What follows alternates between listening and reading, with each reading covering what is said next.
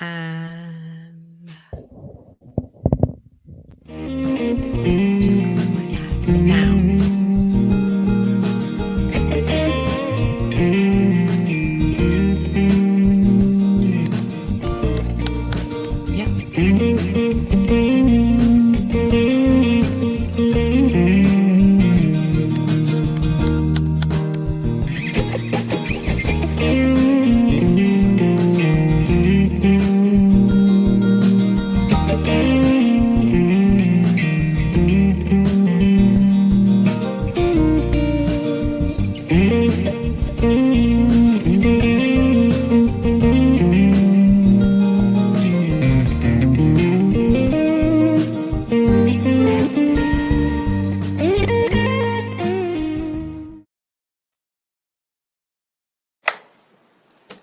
Hello, welcome. Welcome, everyone. This is Reverend Kathy Mastroianni. We're so excited to have you here today to join us for our next episode of Wisdom of the Mystics. And I'm here with the amazing Reverend Laura Topper. And so we're grateful to be here.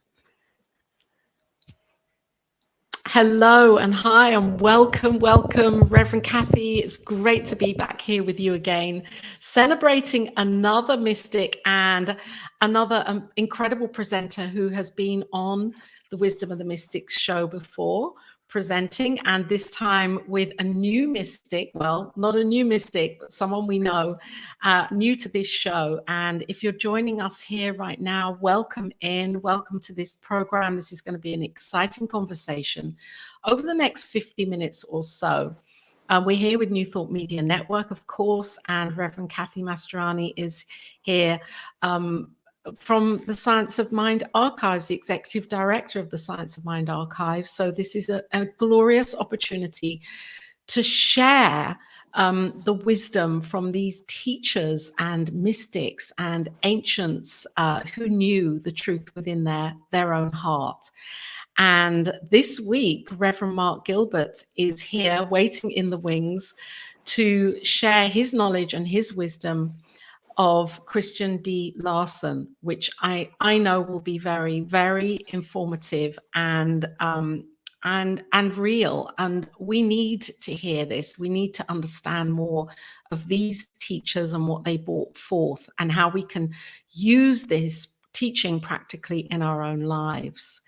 So Reverend Mark Gilbert is no stranger to New Thought Media Network. He's here on Saturdays, shining his light with his knowledge of the Science of Mind textbook and other shows that he presents in his own world where he is ministering, and his blog, The Conscious Bridge, is incredible. The amount of work that he does and puts in to understanding these mystics as he learns himself and shares these teachings with people around the world. So we're blessed, so blessed, aren't we, Reverend Kathy, to be here with Reverend Mark. So shall we bring Reverend Mark into the mystics room? Yes, let's bring him in. Yes. Ooh, into the cave. Room. Hello. Yes. Going into the mystic. Yes. Yeah. Welcome. Thanks for having me. It's great to be back. Yeah. It's fabulous that you're here. And Christian D Larson, what can we learn about him, and who was he? What was he bringing to the world at the time of his? He was so enlightened. Who was he as a person? Yeah. You know, I think the high level overview of who he was as a person is that he was a New Thought author and teacher who came about and was most popular in the early part of the 20th century. He wrote several books that were widely distributed. He was a New Thought magazine publisher, and he was a major influence on Ernest Holmes. And I think over the course of this conversation, we'll probably get into all of this.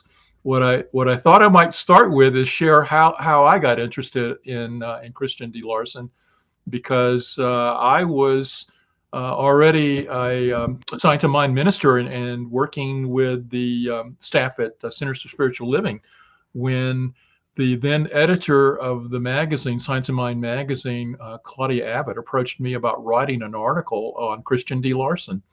And so at that point in time, I had seen some of his books on shelves, and I had heard his name loosely bandied about, but I really didn't know who he was. And so Claudia asked me if I would write an article for him, and it actually came out as one of the articles back in the issue in October 2011, The Legacy of Christian D Larson. And it was exciting to be able to write that article. And that's when I sort of really got interested in him, and knowing about Larson and tracking the works of Larson has been something that's sort of been near and dear to my heart since that time. I was blessed to be able to write the article, having written a number of articles for Science of Mind for over a 4 or 5 year period when Claudia asked me. And I thought, well, I don't know anything about Christian D Larson, so I had to go out and start researching it. And the interesting thing was, and I'll quickly give you the sources of what were some of the key contents that supported me in writing that particular article. And one of the things was that the Science of Mind magazine had done an article on Larson a number of years before, back in 2005. And it was written by a lady the name of Jessica Hatchigan. And I started by reading her article, and then saying I didn't want to repeat that article. I wanted to give a different flavor to the content. And I started researching the Science of Mind archives, where Reverend Kathy is the executive director. And so at that time, I started researching, and some of the key resources were the notes and minutes of all of the meetings and where decisions were made over the Science of Mind organization, the Religious Science Institute, as it was known at the time, to see how, because they brought Christian D Larson in to work for them, and he worked for the magazine and so forth. So that was one of my sources. And we also found, in the midst of all of that, an unpublished, in the archives, an unpublished interview written by Maud Latham, who was one of the editors of Science of Mind back in the 1940s, where she interviewed Christian D Larson and got sort of a biographical info on him in a document that was in the archives but had never been published. I think its intent was to be included as part of the Science of Mind home study course that was being sold at the time. But we now found that didn't find any evidence that it ever was included in the material, so it stayed unpublished. But it had a lot of Larson's own recollections about his life, and that served as a good bridge and touchstone for the article that I wrote. And another key source for me was reaching out to Larson's family, and he had a couple of children, and one was still alive, his son Chris Larson. And I had some really wonderful conversations with Chris back at the time that the article was being developed, and just a beautiful soul. And we had nice phone conversations, and then a lot of his quotes and recollections were woven into that article back at that time. And one sort of interesting postscript after the article was written was that after it was published, I think all of us know Mitch Horowitz. Mitch is the well-known New Thought author. And he was in the midst of writing a New Thought biography. I'll give him a plug for his book, which is really good. One Simple Idea, that he published a number of years ago. And it's an interesting biography or a story of New Thought in general.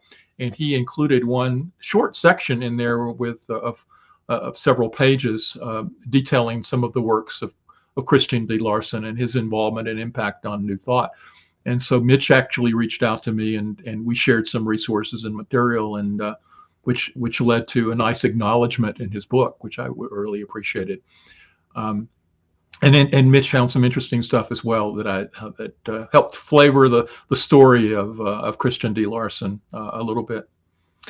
There's a couple of things I think I do want to share with you, and I'll let you guys direct which way you want me to go on it. But I'd like to maybe give a little bit of the bio on Larson, and then also talk about some of the key concepts and ideas that he was instrumental in introducing in New Thought. And so, but I'll stop there because I know I can get wound up and start talking. And I think that sounds wonderful. We would just love to know, who was he as a person? Did he did his socks match? Did he like lattes? Did he? What was he like? That's a great question, Kathy. And I think a lot of who he was can be determined by looking at his story, who he was in the times in which he was born. He was actually born in the late 1800s, and in 1874 he was one of 8 children. His parents were Norwegian immigrants who came over and settled in Iowa, and were farmers and raised crops and animals and farmed and fished and just sort of lived a basic meager existence. But his mother was very interested in natural healing, and so she actually introduced him to some concepts regarding the power of mind and the natural world to have a healing impact on it. And as we well know, as we study New Thought, that the late 1800s and early 1900s were a very ripe time in America for the process of mental healing. When we go back and look, Phineas Quimby to, the whole Christian Science movement, that and leading up to Emma Curtis Hopkins, who, was a very major influence in New Thought, is that this was the time that people focused on the power of the mind to heal the bodies. And that was a very natural aspect of who that was. But his parents were also fairly pious, and they had aspirations for him, and they were Lutherans, and they wanted him to be a Lutheran minister. And so Larson actually enrolled in a Lutheran seminary and began attending there. And then he had 2 things that happened that sort of like derailed that path. One was he was on a train, and a Unitarian minister left a book on the train when he got up and got deboarded. And Larson found the book, and it was a Unitarian text that opened Larson's eyes to another aspect of the world that was beyond what he was learning in the Lutheran faith. That was the first one. And the second one was while he was attending school, he had what he called a cosmic consciousness experience. And he didn't label it that at the time, but it was only much later in his life that he realized he had this sort of taste of oneness that came up for him that really made him recognize that there was more to life than just this physical life, that there was actually an experience that's much higher and deeper and more important in some levels than the physical life. And so these 2 events actually called him into questioning his path as a Lutheran minister. And he decided he wanted to follow the path of the Unitarians because they were more into, the unity in God within. And his following that was not met with much happiness by his parents, who wanted him to be a Lutheran minister. And they sort of said, no, we're not going to pay for your schooling. But he got a local businessman to actually underwrite his attending the a Unitarian school. And there he started listening to sermons that talked about the healing from within and things of that nature that really sort of, excited him. And another excitement was he heard somebody who was a fairly well known at the time, but probably not well known now, a guy by the name of Francis Schlater. Francis had moved to the United States from a little area between France and Germany, and was working as a cobbler and had this mystical experience where he got a message to go out and start healing people. And he was living in Denver, Colorado at the time. And this was like in the early 1890s. And Larson encountered Schlater. And Schlater was like this person who heard this voice that said, sell your business and go heal people.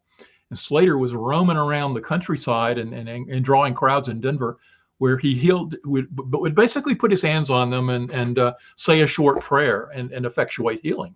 And he became fairly well known throughout the western part of the U.S. for a number of years, and written up in newspaper articles and so forth. And but Larson went and visited this and thought, this is fascinating. And so he tied it to his interest in Unitarian teaching. And so he came out of school, and one of the first things he did was he was a traveling healer in Iowa. He went back to where his parents were, and he traveled around the countryside and was healing people. But he thought he wanted to do more. And he discovered there was this college in Cincinnati that he went to, that he actually transferred from the Unitarian school to this Cincinnati college that was all about mental healing and taught mental healing concepts. And from there, he learned, and actually it was after that he went to Iowa and then came back to the school in Cincinnati as a lecturer. he lectured for a little while and then decided he wanted to start his own school. So he started a mental healing school that he ran for 10 years in Cincinnati, and he started a magazine. Now, this is kind of interesting because so many people, and the last time I was on your show, we were talking about William Walker Atkinson, and he founded a magazine called New Thought. We also know that the Fillmores, created the Unity magazine, which had another name previous to that. Ernest Holmes eventually created a magazine. Everybody was creating New Thought magazines back in the early 20th century. And Larson was no different. He created a magazine called Eternal Progress. Now, in Eternal Progress is where he first started writing his beliefs and thoughts around, what is now called New Thought, and the power of the mind to heal. But he also went beyond the power of just physical healing and started introducing the concept as for healing for other things, and brought it into just having a very fulfilled life. But the other interesting thing about his magazine, Eternal Progress, was that he was very much interested in the American progress and the progress of the world. So the magazine was one interesting juxtaposition of New Thought content mixed with articles about new scientific findings and the new progressive era of science and how it's transforming farming and work and everyday life. And so it was this interesting mixture of just see how the power of thoughts is created in a greater world, and here's this greater world that's being created. And that was the message he really wanted to get out, is this interplay between the physical world and the mental world.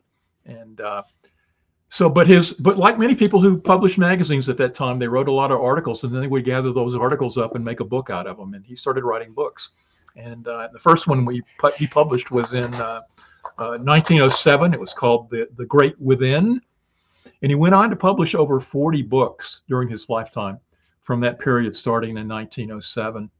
His most famous books came around the period of 1909 to 1912. 1909 is when he published a book called The Ideal Made Real, which was his first bestseller, and a book that had a major influence on Ernest Holmes, which I'll come back to in a second. And then he published a book called Your Forces and How to Use Them, and then The Pathway of Roses, which came out in 1912. So, and this was a very prolific period for Larson, writing a lot of books, and these books had a wide market. A lot of people were buying them, and he became fairly well known in the New Thought arena. Along at that time, he moved from Cincinnati to Chicago, which is interesting because so many people in the movement, Emma Curtis Hopkins and others, all sort of aggregated in Chicago. Is an interesting a place to come together and share New Thought thinking. And eventually, Larson left Chicago and moved to LA. Now, there's a little bit of a controversy about this, which I really didn't realize it until I read Mitch Horowitz's book, because he did some research on it.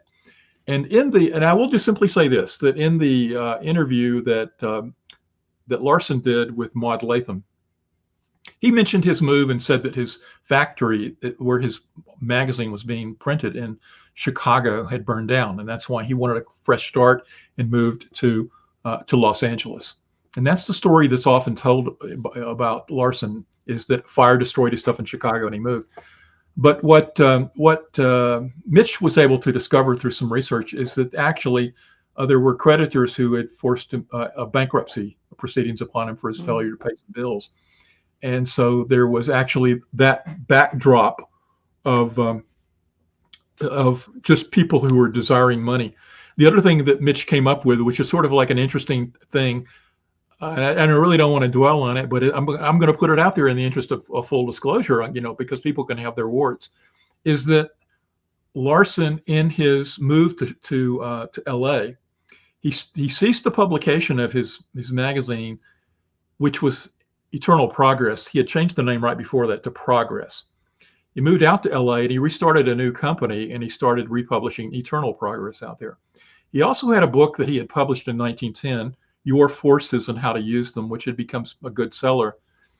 And he recopyrighted it a couple of years later. And the thought is that perhaps Larson was trying to avoid creditors seeking the profits from that book. So even to this day, there's a lot of sort of like some mistaken dates about when was that book published, 1910 or 1912. And the confusion really was created by Larson and himself by first publishing it himself under one company name in Chicago, but then after they went into bankruptcy, he moved and republished it under another company name in LA a couple of years later. Normally, most books we wouldn't care, but that book became, was a bestseller, and it's one of the things that's well known about.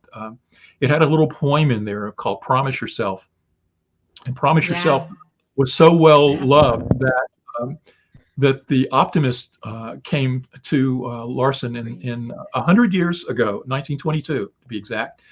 Will Rogers, the well-known American humorist, came to Larson and asked if they could use that poem as the credo for the Optimist Society, and to this day, it's still known as the Optimist Creed. But it was written by Larson, and it's one of his most well-known pieces of work. And maybe we can read. It's fairly short. Maybe we can, just read that later. But the thing that I think is interesting in this movement from Chicago to LA is that Larson comes out there and reinvents himself, but he's already well known, and he comes to LA, sets himself up, and starts lecturing at the same theater that we all know that Ernest Holmes taught at, the Ebell Ewell Theater. And that's where Holmes and Larson first met. But Holmes already knew Larson because Holmes had read the Ideal Made Real.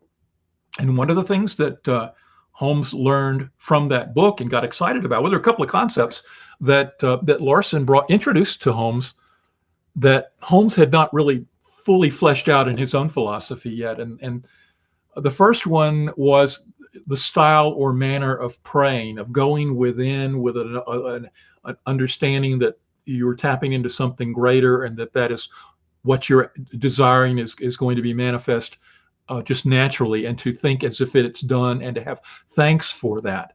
So there's a number of quotes in the Ideal Made Real that point back to this type of going within, to the stillness within, and knowing that what you're wanting is being created and having thankfulness for it, is in the book The Ideal Made Real from 1909.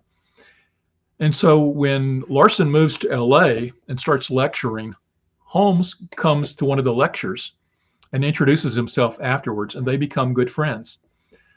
And Holmes actually wants Larson to come to work with him, and at some point in time, and Larson sort of like doesn't want to. Holmes wanted him to start a church at one point, and Larson sort of rejected that. What Larson really enjoyed, this is maybe something that would be key to Kathy's question a moment ago, is that Larson enjoyed lecturing, and he enjoyed healing people. He enjoyed taking people into prayer work and doing healings. And these were the two key aspects of who he was. And so the people around him described him as very saintly in a way, because he was very quiet and had a mystical aspect to him. And in fact, his son's recollections, that people often saw him as this sort of quiet saint person. But he was that's who he was at his essence. Just a couple of other biographical facts. I know I'm sort of like going down memory lane for Larson here, but when Larson moves to LA and starts lecturing there, he also writes a home study course, and both Ernest and Fenwick took the home study course of Larson. So what Larson was putting out there in terms of content, there was another source of input, and both Larson and Ernest referenced Larson as one of their influences, helping them to formulate their philosophy. So that sort of brings us up to where he meets Holmes, and there's more to the story after that. But I'll just see if I'll stop and see what your reaction is. And then talk. Well, I'd like to. That's amazing. I mean, I love it that he's had a mystical experience, and he's in seminary training, and he knows the truth. And I love this piece that you've just talked about, where he's kind of outlined the first stage of spiritual mind treatment, really, and Ernest Holmes caught onto that. And I didn't realize it had come from Larson. I thought Holmes had just developed that within himself, that realization within himself. So for Holmes to have read that and then embodied that as, oh, someone else feels like this too, that's really powerful, because it would have propelled, I'm sure, Ernest Holmes to continue with the configuring of spiritual mind treatment. And I just really also love the idea that he had his own home study course, that Larson was teaching his own home study course. I wonder if that's still available. You know, I don't know. I've not been able to find that. That's a good question, and I'd like to know. Maybe it was the archives. Yeah. Maybe the Science Mind Archives might have it. Maybe. So we have these Maybe. incredible these pamphlet file cabinets. That's where the most bizarre miscellaneous things on the planet are. And so remember, I found Sarah Flower's work, because we had Tracy Brown talk about Sarah, and I just found them when I gave Laura's class a tour. So I think we should. Let's see what the archives has about Christian D Larson. But yeah, that home study course sounds fascinating for sure. Yeah, it's one of the things that, it's great that Ernest, formed an organization that allowed a foundation and the archives to build up to help preserve some of the stuff. And I know that in this program, what you've highlighted is a number of people who didn't form an organization, and it sometimes allows some of their stuff to sort of like get lost. And there's nobody who's really sort of shepherding, and protecting this rich material that I think that needs to be saved and kept and made available for people in the future. Yes. Continue on a little bit with the biography of him, is that after he was in LA, he not only continued lecturing, but he traveled around as a lecturer. In fact, that's where he met his wife. And in my article, I detail that and who she was. And then he has kids, and he has a home in Beverly Hills. And he uses LA as his base for traveling around. And Ernest, again, really valued what he was learning from Larson. And so he started asking Larson, had been approaching him about coming to work for his new fledgling Science of Mind organization, or religious science. And Larson at first didn't want to, but eventually did. Around in the late 20s, he came in and started serving as a lecturer for the Religious Science Institute, which was the educational body that Ernest Holmes had created, that first published the Science of Mind magazine and the Science of Mind textbook. And also in those during that time, Holmes encouraged and was able to convince Larson to serve as one of the associate editors of the Science of Mind magazine.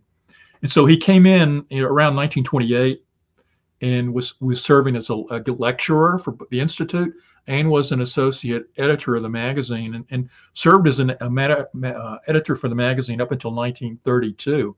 He wrote a number of articles. In fact, the very first article that he wrote was a summary of, it was like a list of quotes from some of his more popular books. They pulled some of his more pithy sayings out and sort of put them together in a healthy living saying thing.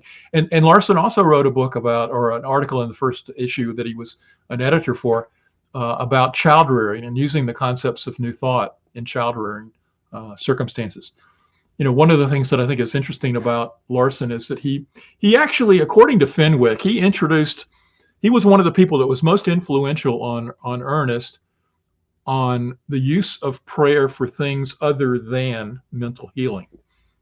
And I think that there's been some other New Thought writers too that I think had an influence on Holmes in that regard. But there were several people who sort of popped up in this 1900 to 1910 time frame that started saying, let's take mental healing in a new direction. Mental healing is not just about healing the physical body, but it's about, creating a greater and grander life full of abundance and relationships and, the ability to express our creative talents and things of that nature. Larson saw that, and Larson's books brought that out.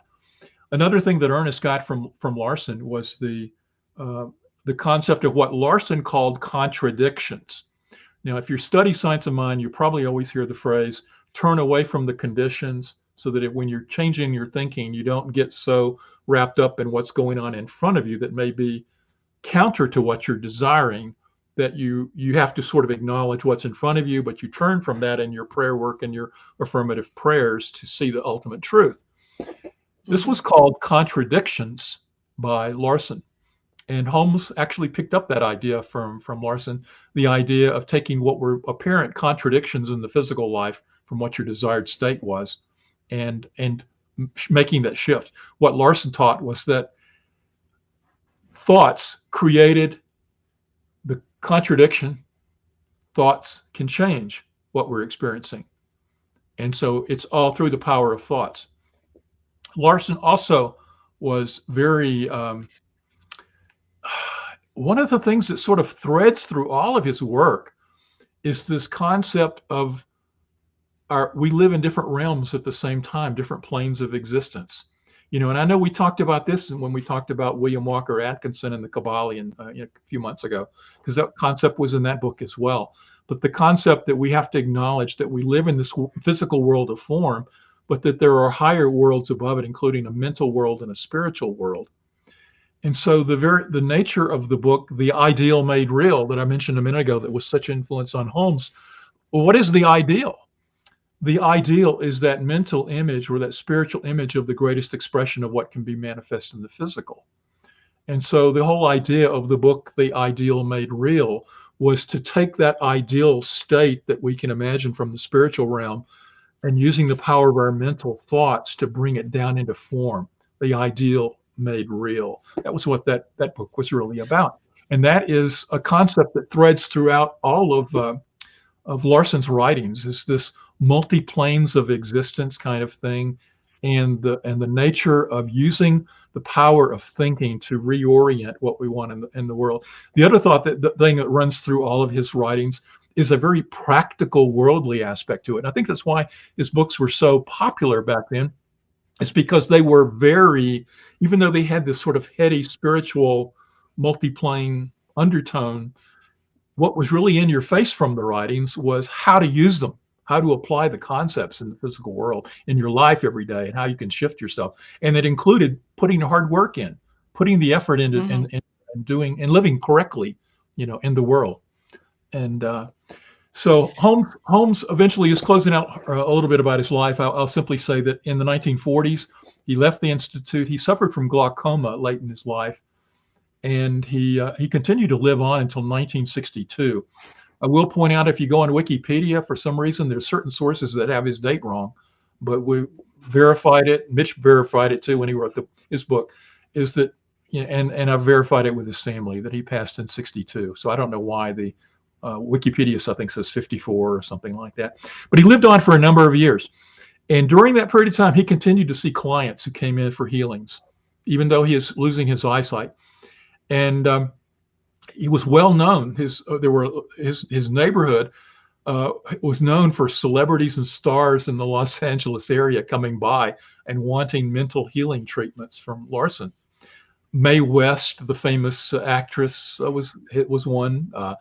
Lionel Barrymore, the famous actor of the day, Bob Hope came in, and many other celebrities of the day. Larson was well known among the celebrity crowd, and was used as a person who could do mental healing and treatment work for them. He was seen as a very mystical person, and Holmes visited him frequently.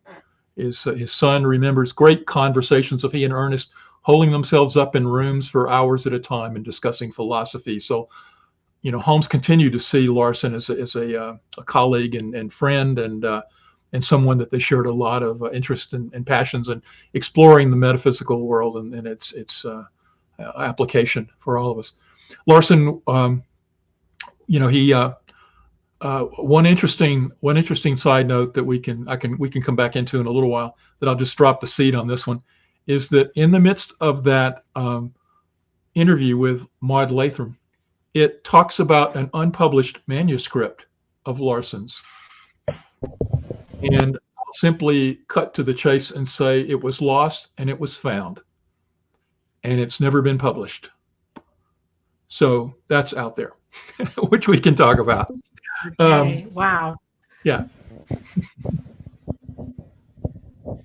So what came through for me, there was so much information there, Reverend Mark. Emerson just came into my mind, and just a wondering of, this ideal made real, this idea of, of the divine being here in nature as everything. And I'm wondering if Larson would have been influenced by Emerson at all, especially as he was really, he was a Unitarian minister. Mm-hmm. If Emerson would have been a part of his research, and I'm just interested in that. Who were the writers of the time that Larson would have turned to, or those healers of the time that he would have looked at? Yeah, that's a great question, Laura. And I don't recall anything that I read specifically that talked about Larson being impacted by Emerson, but I would say the odds are he was, simply for the reason that you stated. If he went through the Unitarian training, and of course Emerson came from that tradition as well. Now, even though Emerson had some breaks with him a little bit, I think that the teachings of Emerson were so prevalent in the New Thought arena, and so many people used Emerson as a touchstone for their beliefs and writings, that I have no doubt that Larson would have been influenced by them, as well as many of the other popular New Thought people of the day. Larson doesn't. He lists some of the things that were turning points for him, like the Francis Schlater thing that I mentioned. But he doesn't necessarily talk a lot about the people who influenced him. Or Holmes, I think it's fascinating to read about Holmes, because he and through Fenwick, we hear about a lot of the influences on Ernest Holmes, but Larson's a little more of, he presents his writings to help teach, and he's not so much about where I got these from. But obviously, as you read him, and even the things that we can talk about with the idea of using prayer for not things other than physical healing, that idea had been in the milieu of New Thought even before Larson was writing. So there's no doubt that Larson was picking up on what was going on in the New Thought arena, and was very much attuned with it. And I think he would have been impacted by Emerson very much so.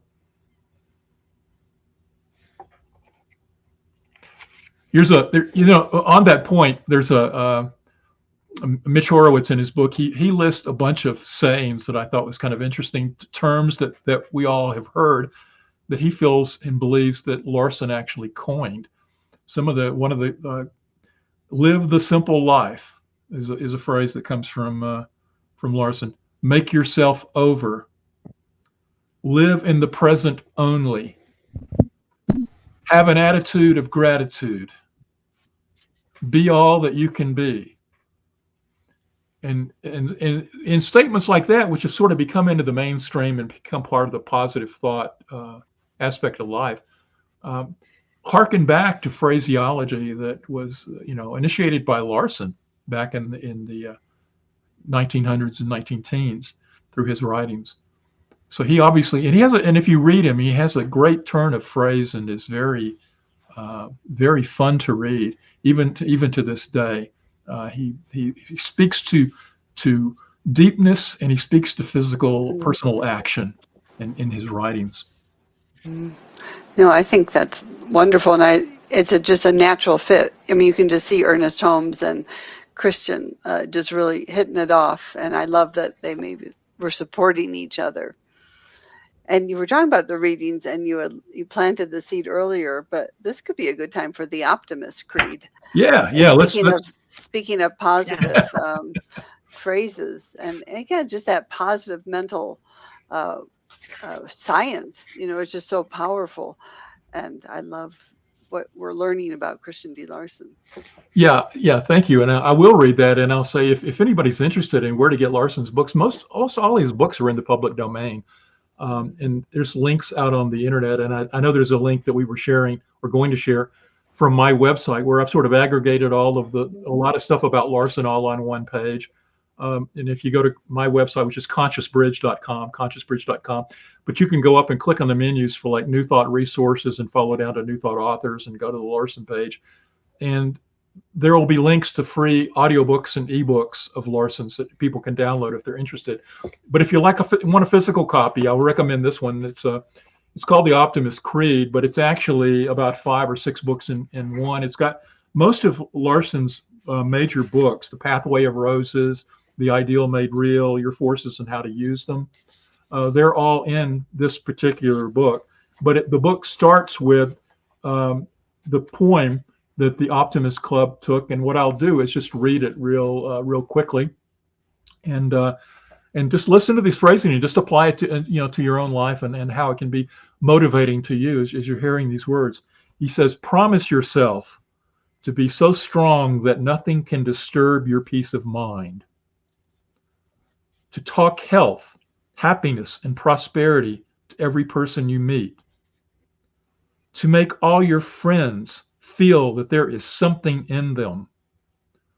To look at the sunny side of everything and make your optimism come true. To think only of the best, to work only for the best, and to expect only the best. To be just as enthusiastic about the success of others as you are about your own. To forget the mistakes of the past and press on to the greater achievements of the future. To wear a cheerful countenance at all times and give every living creature you meet a smile. To give so much time to the improvement of yourself that you have no time to criticize others. To be too large for worry, too noble for anger, too strong for fear, and too happy to permit the presence of trouble. To think well of yourself and to proclaim this fact to the world, and in loud words, not in loud words, but in great deeds. To live in the faith that the whole world is on your side, so long as you are true to the best that is in you." If we could promise ourselves to do that, man, what a life we individually would have, and what a world this would be. If we could all uphold ourselves to living by this promise of uplifting ourselves to the greatest version of who we can be, and in doing that, uplift others as well, by doing no harm to others, but also to supporting others in their own growth. It's just a beautiful, beautiful poem that is worth. Many people post this around and use it as a reminder of how to live. Yeah. And I had that, and I read it every day for quite a while, and Wow. and it was beautiful to read. And I'm just really interested in this though, because I heard that, and you've kind of gone into this a little bit, that he was having financial difficulties at points in his life, and I heard that he'd written this while he was in those difficulties, and this was a way of him affirming to himself that, looking beyond the situation, the contradiction, or denying the denial of it. And I suppose for some could think, oh, this is a spiritual bypass. I just wondered if he actually really did do the healing himself, and if he managed to break through his own level of consciousness and uplift himself and to become prosperous. Do you know if he achieved that in his life? Yes, I believe that he did, Laura. And it is, to the point of when he did write this, in the first version of Your Forces and How to Use Them, which came out in 1910, and that was in the period where he had moved to Chicago and then had started having creditor problems, etc. So there, to the fact that maybe he wrote that as a means of uplifting himself, there probably is. I could see some validity in that. I don't know that to be true, but it certainly seems somewhat logical. But when he did reinvent himself, all I have been able to discover through the time that he was in LA was a person who cared about others. He had a very mild approach. That his son Chris talks about his great ability to do treatment work.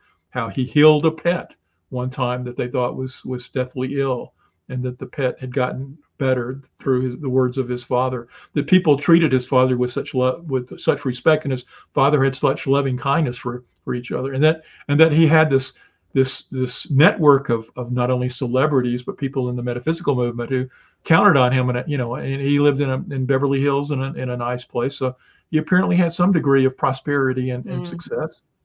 And and his books continued to sell, and he continued to be well known even beyond his death. So I would like to think that he perhaps it was something he wrote, that helped him through a troubled period in his life. But most everything that I've read about.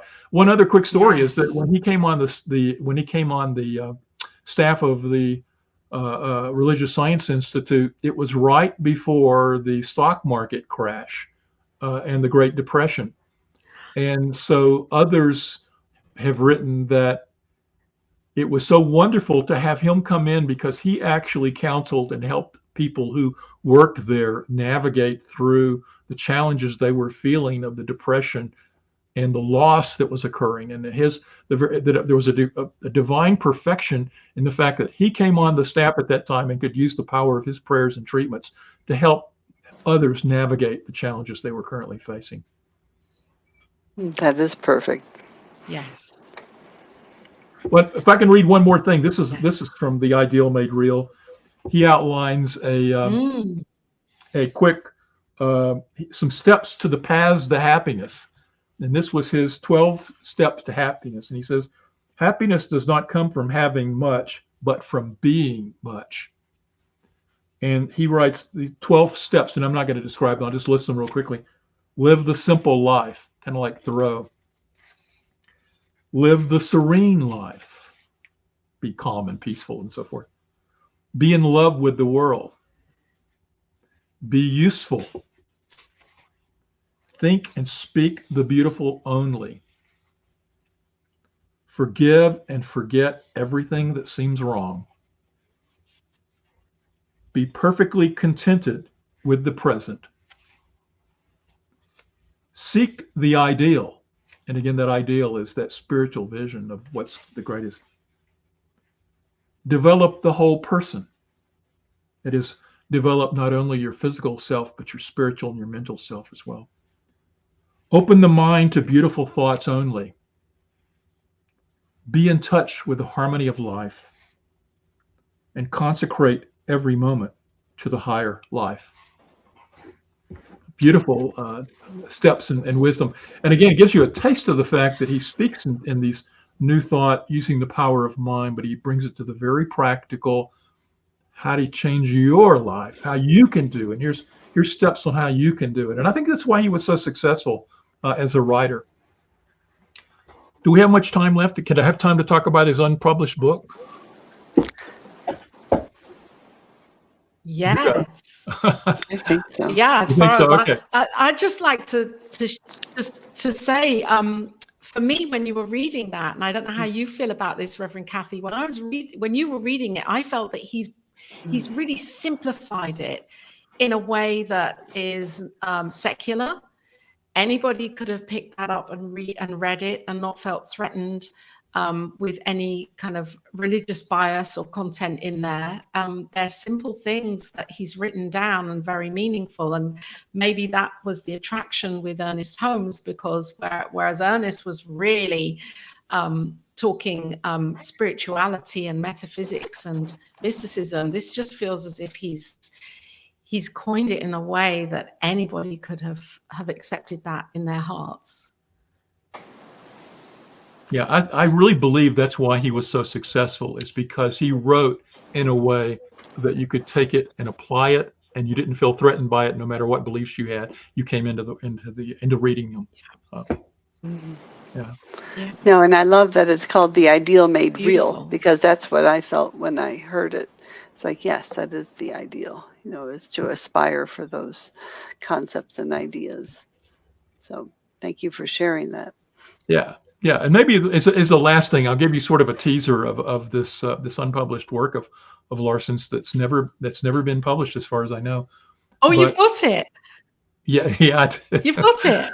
Well, Oh, yeah, I have it, but there's a story there. But let me just okay. say that when I wrote the magazine article, and we discovered the interview, and it referenced that from the archives, and it referenced him writing his autobiography. That I said, well, where is this autobiography? And that led to me asking his son Chris about that.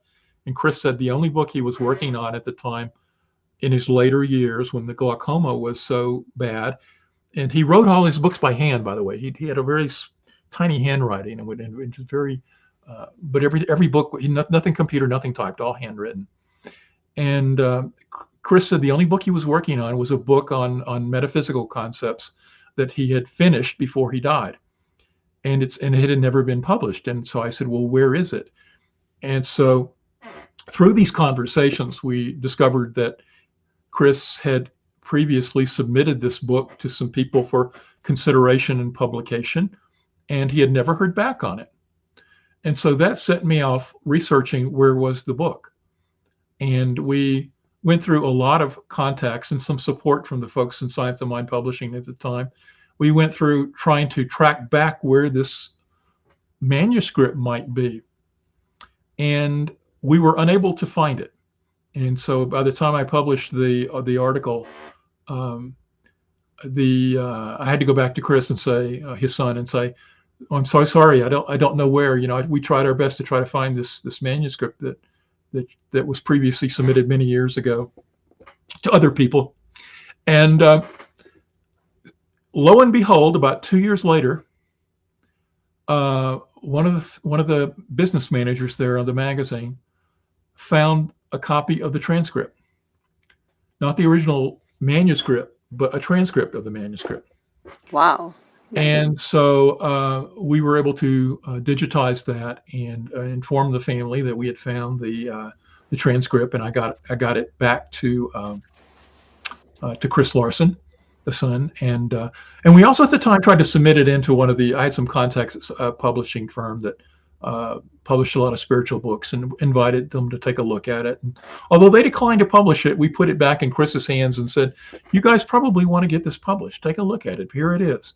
And I did hold a digital copy of it. So in prep for today's meeting, I thought, well, let's go back and review that, because I hadn't really thought about it. And I've reached out to the family again to see if it's been published, because my limited research on the internet doesn't show that it's ever been published.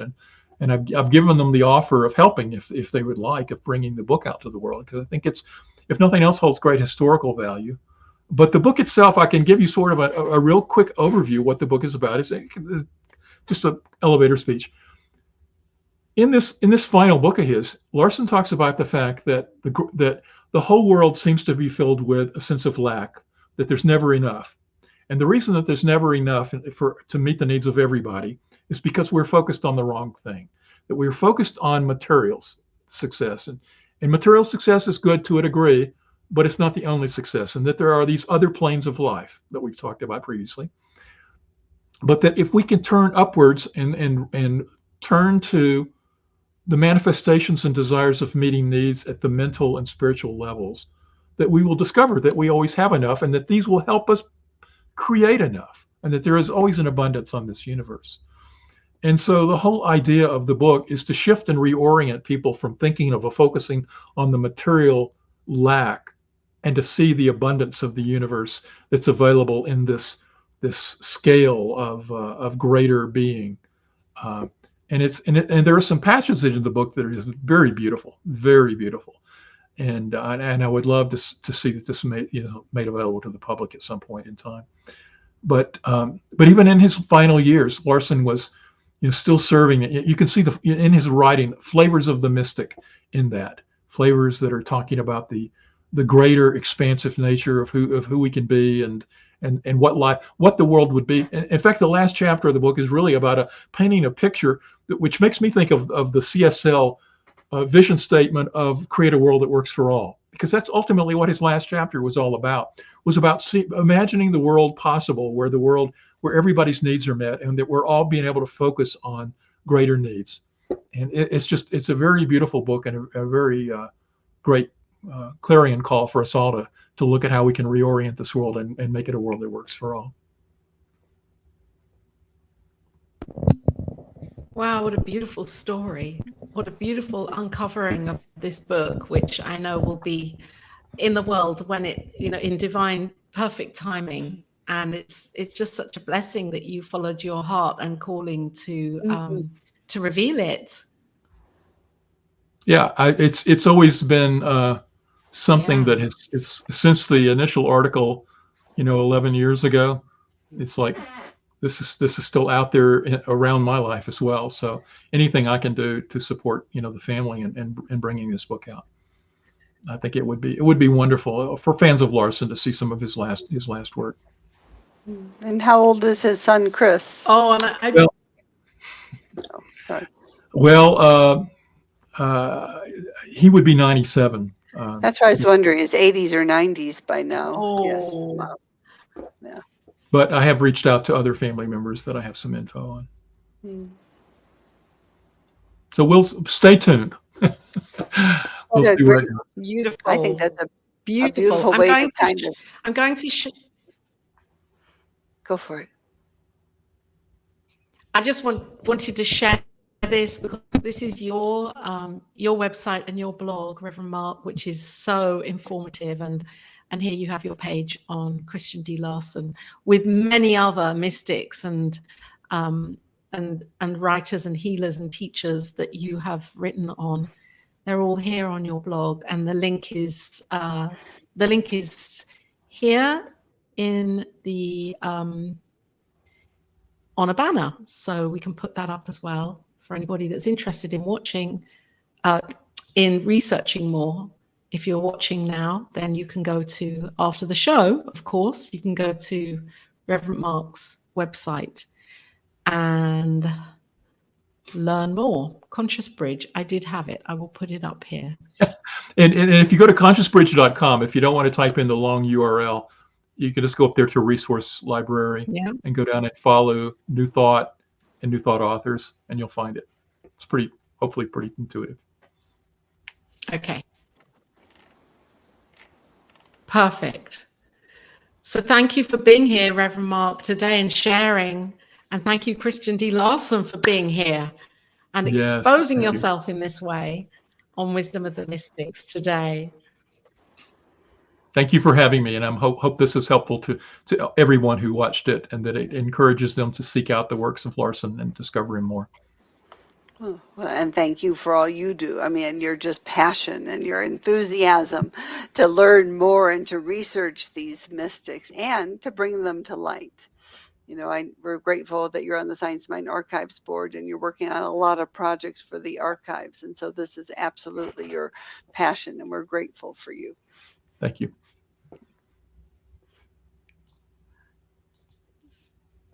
And I just think that last story was just perfect. And do you have any last words, Reverend Mark?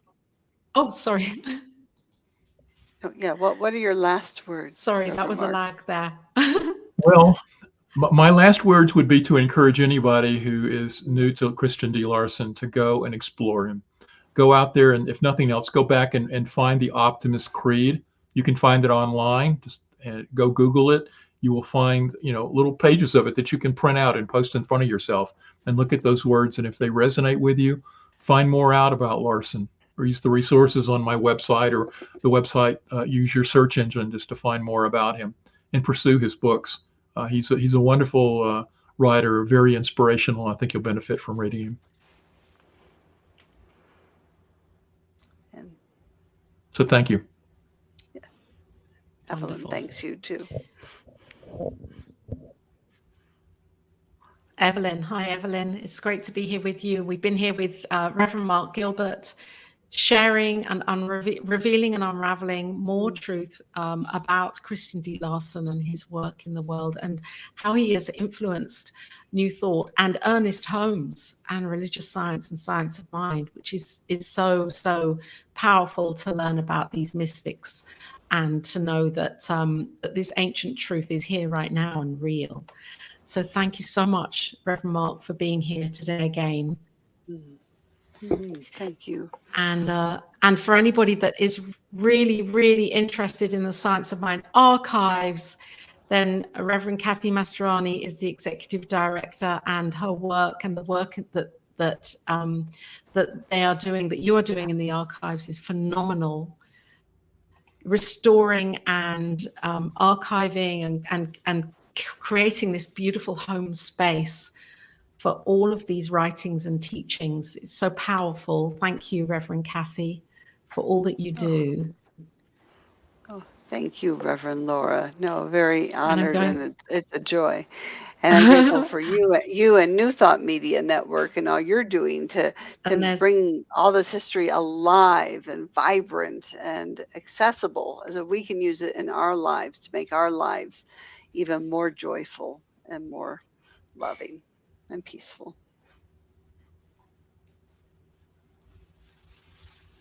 Beautiful. And thank you for being here. If you're viewing this in real time or at any time, then take this into your heart and use it for your life. And we will be back here in 2 weeks' time with another Wisdom of the Mystics. And stay tuned in to the network now, as there's more programming coming up. New Thought Today is on in a moment. So thank you for being here, Reverend Mark, again. And see you all soon. Bye for now. Bye. Bye.